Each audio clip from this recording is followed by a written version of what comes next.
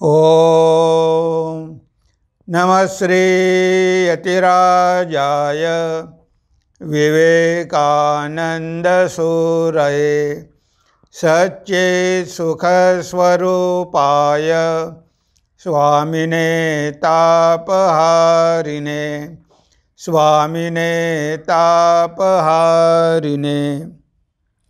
प्रिय मित्रांनो, नमस्कार.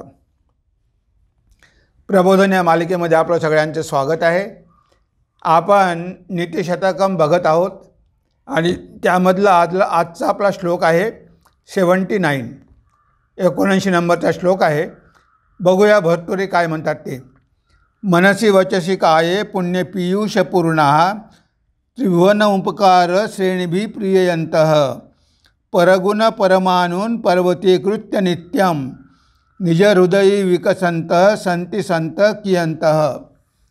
तर या श्लोकामध्ये भर्तृहरी आपल्याला सांगतात की हे महापुरुष कसे असतात. तर मनसी वचसी काये पुण्य पीयूष पूर्णः. पीयूष म्हणजे अमृत, ते अमृताने पूर्ण झालेले आहे. आता हे अमृत कसलं आहे? ते पुण्य कर्माद्वारे, काया वाचा आणि मनाद्वारे ते एवढे पुण्यकर्म करतात, एवढे सत्कर्म करतात की ते सत्कर्माने पूर्णपणे भरून गेलेले असतात. कारण पुण्यकर्म आणि सत्कर्म म्हणजेच तर अमृत आहे, दुसरं काय आहे? ते आपल्याला अमृताकडे घेऊन जाणार आहे. म्हणून इथे जे लोक काया वाचा मनाद्वारे नेहमीच उपकारच करत असतात, ते लोक नेहमी अमृताने भरलेले असतात. आणि हे केल्याशिवाय आपलं मन शुद्ध होणार नाही. हे आपल्याला करावंच लागणार आहे, त्याशिवाय त्या अमृताची प्राप्ती आपल्याला होणारच नाही. म्हणून तर म्हणतात, जन्मोजन्मी आम्ही बहुपुण्य केले, तेव्हा या विठ्ठले कृपा केली. नामदेव महाराज म्हणतात की आम्ही जन्मोजन्मी भरपूर कर्म केलेले आहे आणि ते पण पुण्यकर्म केलेले आहे, आणि त्यामुळे विठ्ठलानं आम्हाला दर्शन दिलं. म्हणजे आत्मसाक्षात्कार किंवा भगवत दर्शन जर आपल्याला करायचं असेल तर आपल्याकडे काहीतरी भांडवल पाहिजे, आणि ते भांडवल म्हणजे पुण्यकर्म. आणि असे लोक पुण्यकर्माने भरपूर असतात. आता ते कायावाच्या मनाद्वारे काय करतात? त्रिभुवन उपकार श्रेणीभि प्रिययन्तः. ते या श्रेणीमध्ये येतात. कोणत्या श्रेणीमध्ये? की त्रिभुवनावर ते उपकार करतात. त्रिभुवन उपकार श्रेणीभि प्रिययन्तः. आणि त्यामुळे ते सगळ्या लोकांना प्रसन्न करतात, आणि सगळे लोक त्यांच्यावर सुद्धा प्रेम करतात. सगळे लोक त्यांच्यापासून प्रसन्न होतात. म्हणजे बघा की त्रिभुवनावर प्रेम करणारे, त्रिभुवनावर उपकार करणारे, ज्यांनी कायावाच्या मनाद्वारे एवढे कर्म केलेले आहे की त्यांचं मन अमृततुल्य झालेलं आहे, असे लोक जन्मभर उपकारच करत राहतात. आणि त्यामुळे सगळ्या जगाला ते आनंदित करतात, त्रिभुवनाला प्रसन्न करतात, सगळ्यांचे दुःख दूर करतात. त्यांच्या जीवनाचे ध्येय हेच असतं की लोकांना मदत करणं, आणि त्यामुळे ते सत्कर्माद्वारे पुण्यकर्माद्वारे अमृताने भरलेले असतात. त्यांची मनं पवित्र झालेली असते. परगुण परमानून पर्वतीकृत्य नित्यम. तर इथे फार महत्त्वाचं आहे. ह्या लोकांचा हा एक सद्गुण बघा. हा सद्गुण सगळ्यामध्ये सापडत नाही. हे जे असे लोक आहे ते परगुण परमानून पर्वतीकृत्य नित्यम. म्हणजे परगुण परमाणून, इतरांमध्ये जर एखादा गुण असेल आणि तो अणुसारखा छोटासा आहे, परगुण परमाणू म्हणजे फारच थोडं चांगलं काम केलेलं आहे, किंवा एखाद्यामध्ये एखादाच गुण आहे. भगवान श्री रामकृष्ण म्हणायचे की तोच तर भगवंत आहे. की एखाद्या मनुष्यामध्ये सगळं वाईट असेल पण एखादी गोष्ट जरी चांगली असेल तर भगवंत ती एक गोष्टच बघतो, आणि मनुष्य त्याच्यामध्ये सगळं चांगलं असेल पण एखादी गोष्ट वाईट असेल तर मनुष्य ती वाईटच गोष्ट बघतो. म्हणजे हा फरक आहे भगवंतामध्ये आणि साधारण मनुष्यामध्ये. इथे सत्पुरुषसुद्धा तसेच असतात. हे सत्पुरुष इतरांमध्ये असलेला छोटासा गुण ते पर्वता एवढा करतात, त्याची खूप मोठी प्रशंसा करतात, राईचा पर्वत करतात. म्हणजे बघा, एखादा छोटासा गुण आहे पण त्याची एवढी प्रशंसा करतात. आता गिरीश घोष, त्याच्यामध्ये कितीतरी दोष होते, कितीतरी दुर्गुण होते, पण त्याचा भगवंतावर विश्वास होता. तो चांगली चांगली नाटकं लिहायचा आणि त्या धार्मिक नाटकाच्या माध्यमातून प्रचार करायचा. हा एक गुण भगवान श्रीरामकृष्णांना आवडला आणि त्यांनी त्याच्यावर एवढं प्रेम केलं, त्याची एवढी प्रशंसा केली की गिरीश घोष पूर्णपणे बदलून गेला. म्हणजे बघा, ते लोकांचे गुणच बघतात आणि गुण बघत नाही तर त्या गुणाला खूप मोठं करून सांगतात. जरी छोटासा गुण असेल तर त्याची खूप प्रशंसा करतात. म्हणजे त्या छोट्याशा गुणाला पर्वता एवढं करतात. आता बघा, या जगामध्ये 3 प्रकारचे लोक आहेत. आपण म्हणतो राईचा पर्वत करणे. तर पहिल्या प्रकारचे लोक काय आहे? ते लोकांचे दोष बघतात आणि हा दोष जरी छोटासा असेल, खूपच मायनर असेल, तरी तो दोष एवढा मोठा करून दाखवतात, पर्वतासारखा करून दाखवतात. ह्या जगामध्ये अशा प्रकारचे लोक आहेत. थोडीशी चूक झाली असेल तर त्याला खूप मोठं करणार, जणू काही त्यानं खूप मोठं वाईट काम केलेलं आहे आणि त्याला खाली ओढण्याचा प्रयत्न करणार. असे लोक या जगामध्ये भरपूर आहे. ते गुण तर कधी बघतच नाही आणि एखाद्यामध्ये दोष जरी असला आणि तो जरी थोडासा असला तरी खूप मोठा करून सांगतात, अरे तो माणूस माहिती आहे मला कसा आहे, त्यानं अमुक केलं होतं. आता एखाद्या वेळेस चूक झाली असेल, इथे भगवान श्रीरामकृष्णाच्या वचनामृतामध्ये आहे, जेव्हा भगवान श्रीरामकृष्ण युधिष्ठिराविषयी बोलत होते की बघा, युधिष्ठिरामध्ये किती गुण होते. तो भक्त होता, त्याचा करुणामय होता, खूप सांगायला लागले की युधिष्ठिर किती महान होता. तेव्हा एकजण म्हणाला की एवढा महान असून काय उपयोग, त्याला पण नरक दर्शन झालं. तेव्हा ठाकूर फार रागावले. ते त्या भक्ताला म्हणाले, काय हो म्हणे, युधिष्ठिरामध्ये एवढे गुण आहे ते तुम्हाला दिसले नाही आणि त्याचं नरक दर्शन तेवढंच तुम्हाला दिसलं.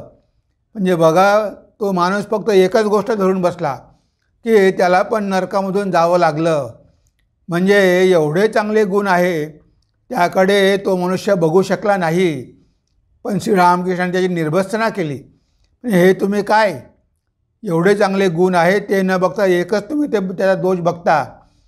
तर अशा प्रकारे चांगले लोक जे असतात ते चांगल्या गोष्टी बघतात, पण वाईट लोक एखादा दुर्गुण असेल तो घेतात आणि त्याला खूप मोठा करून सांगतात, त्याचे अतिशयोक्ती करतात.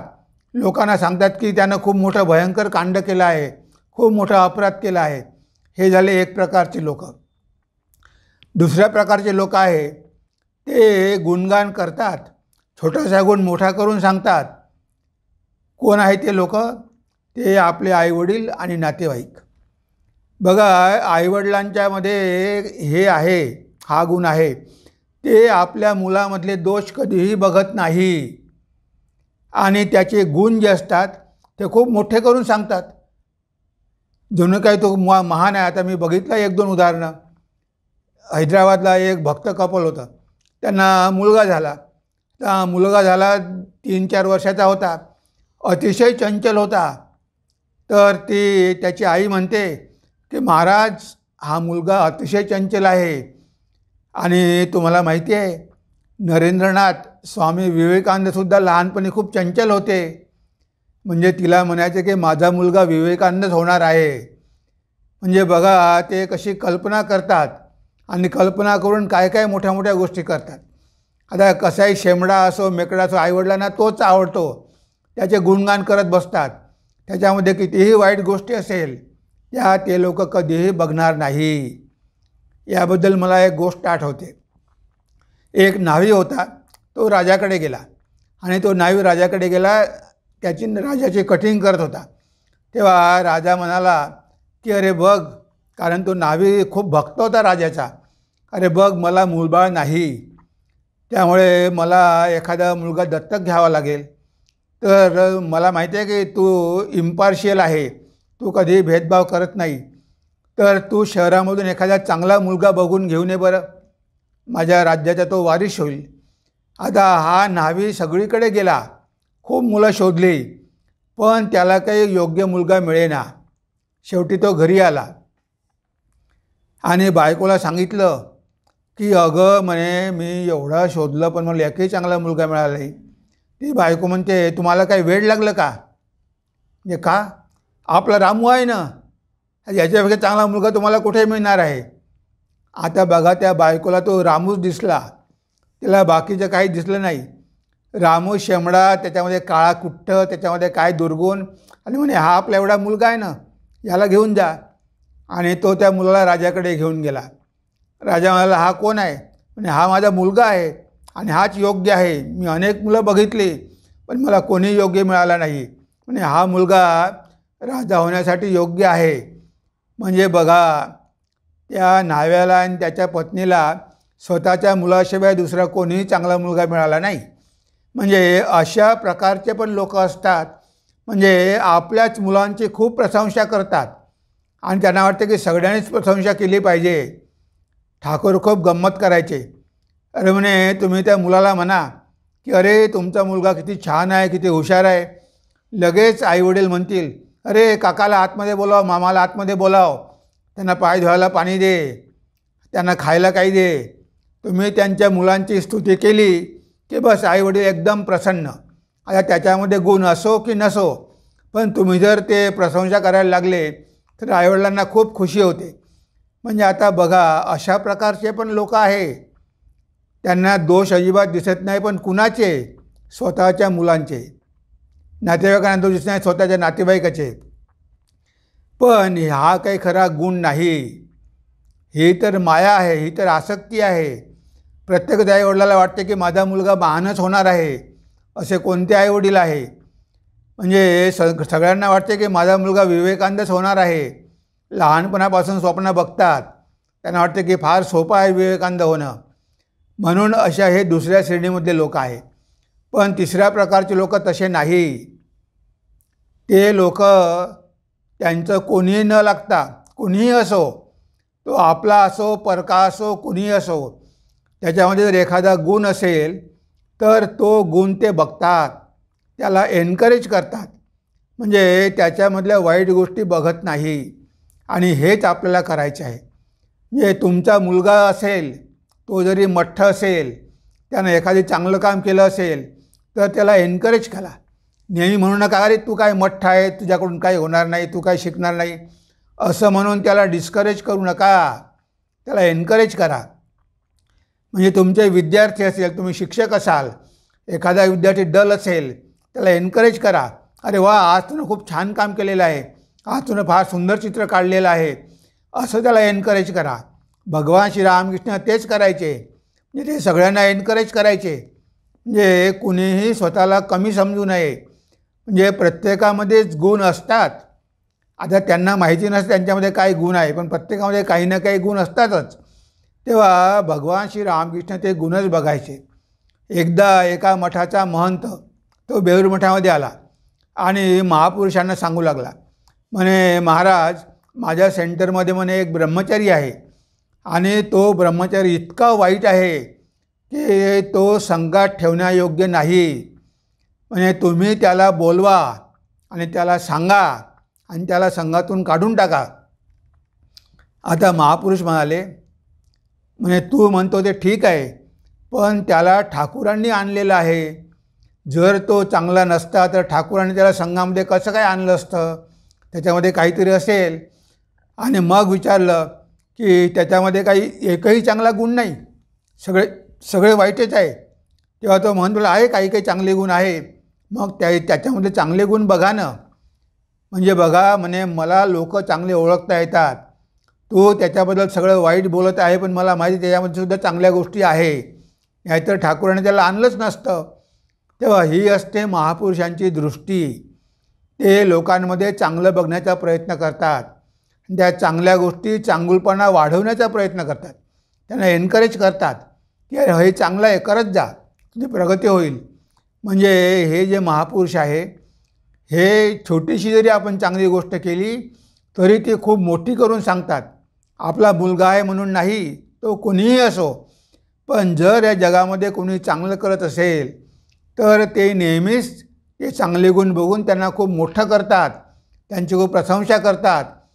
म्हणजे त्यामुळे त्यांना काय मिळते, एन्करेजमेंट मिळते, उत्साह मिळतो आणि त्यांना बघून इतर लोक पण चांगले कामं करायला सुरुवात करतात. म्हणजे बघा हा गुण किती महत्त्वाचा आहे की परगुण परमाणु पर्वते कृत्य नित्यम. म्हणजे इतरांचे गुण एक परगुण परमाणु म्हणजे छोटा जरी असला अणु आणि परमाणु तर ते लहानसा गुणही पर्वते कृत्य नित्यम म्हणजे पर्वतासारखा मोठा करून ते लोकांना सांगतात. तेच तर खरे महापुरुष आहे. ते दोष बघत नाही, ते गुणच बघतात. आणि निज हृदयी विकसंत संती संत कियंत आणि स्वतःच्या हृदयामध्ये नेहमी शांती अनुभव करतात, नेहमी शांत राहतात, नेहमी प्रसन्न राहतात. म्हणजे इतरांनाही ते प्रसन्न करतात आणि स्वतः पण नेहमी आनंदित राहतात, प्रसन्न राहतात. त्यांच्या हृदयामध्ये शांती असते आणि अशा ठिकाणी शांती राहणार नाही तर कुठे राहणार. आणि अशा लोकांना आपण म्हणतो संत. हेच तर संत आहे. तर त्यांना त्यांच्या मनामध्ये अमृतासारखे पूर्ण कुंभ सत्कर्माने भरलेलं आहे. ते त्रिभुवनावर उपकार करून त्यांना प्रसन्न करतात आणि सगळ्यांना ते आवडतात. आणि ते एखाद्यामध्ये जर एखादा चांगला गुण असेल तर तो गुण मोठा करून दाखवतात. ते कधीही दोष बघत नाही, लोकांचे गुणच बघतात आणि गुण बघून त्या गुणाची स्तुती करतात, प्रशंसा करतात, एन्करेज करतात आणि त्या व्यक्तीला अजून चांगलं होण्यासाठी मदत करतात. आणि असे लोक स्वतः पण प्रसन्न राहतात, स्वतः पण समाधानी राहतात, स्वतः पण त्यांच्या मनामध्ये हृदयामध्ये शांती वास करते. अशांनाच आपण संत म्हणतो. तर हे संत आहे, महापुरुष आहे, सत्पुरुष आहे.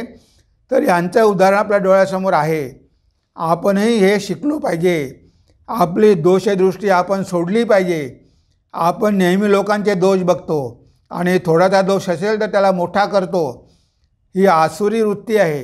ही वृत्ती आपण सोडली पाहिजे. सगळ्यांमध्ये चांगले गुण बघितले पाहिजे आणि त्यांना एन्करेज केलं पाहिजे किंवा तू छान कार्य केलं, खूप चांगलं काम केलं. म्हणजे लोकांना बरं वाटते. त्याला माहिती असते की माझ्यामध्ये कितीतरी वाईट गुण आहे. माझ्या घरचे लोक तर मला घरी येऊ देत नाही, एवढे दुर्गुण माझ्यामध्ये आहे. तरी मात्र इथे माझी प्रशंसा करतात. म्हणजे माझ्यामध्ये पण काहीतरी चांगलं आहे, माझ्यामध्ये सगळंच काही वाईट नाही. असं जेव्हा मनुष्याला वाटू लागते तेव्हा तो स्वतःमधला चांगुलपणा वाढवण्याचा प्रयत्न करतो.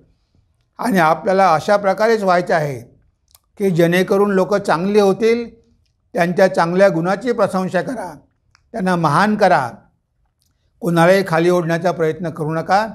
हेच आपल्याला भर्तृहरीने या श्लोकाद्वारे सांगितलेलं आहे. तेव्हा आज आपण आपल्या चिंतनाला इथेच विराम देऊया. नमस्कार, धन्यवाद. ओम